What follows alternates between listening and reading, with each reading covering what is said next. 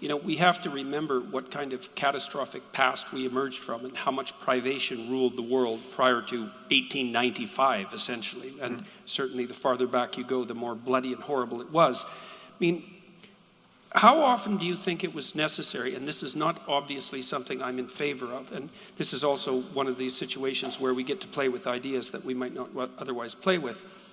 How often do you think it was necessary for people in the past who had absolutely no access to birth control and who didn't have enough food to sacrifice a child for the survival of their family? I mean, God only knows, you know, and that's, well, but that's worth thinking about. It's like, you know, life is unbelievably cruel and difficult. And one of the problems that comes when you discover the future is that you might have to make the most painful of sacrifices.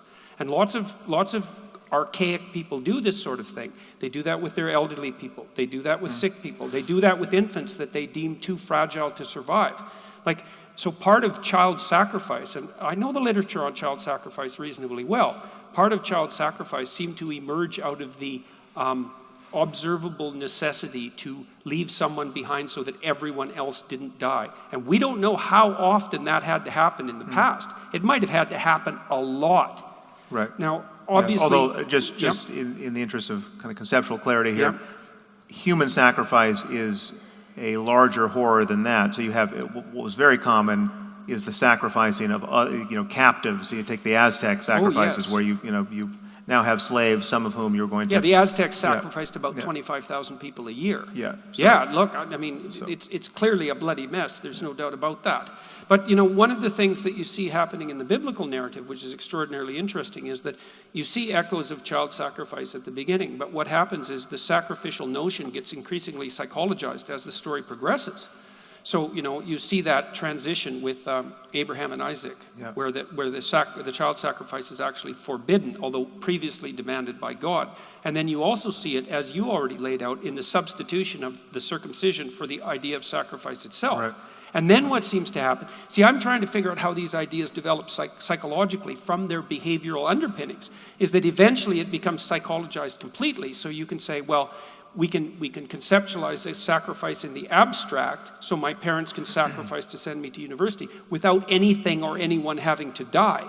It transforms itself from something that's enacted out as a dramatic ritual into something that's a psychological reality.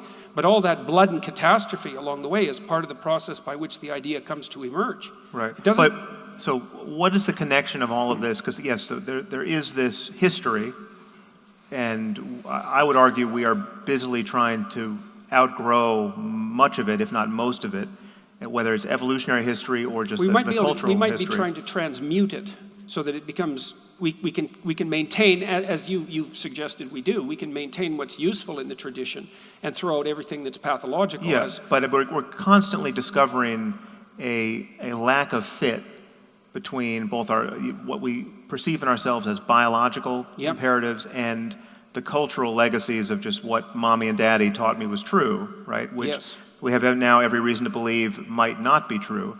And we're trying to optimize our thoughts and institutions and relationships with one another for our current circumstance. And yet we have this legacy effect of certain books and certain ways of speaking have a completely different status. And they have this status because they may, in fact, it's imagined, not be the products of merely previous human minds, but they may be the products of omniscience. And this is where the respect accorded to religious tradition is totally unlike the respect we would accord to anything else. You know, mythology, literature, past science, past philosophy. I mean, people can read Plato and Aristotle for their entire lives without ever being fully captured by the kind of dogmatism that every religion demands that you be captured by if you're really going to be an adherent.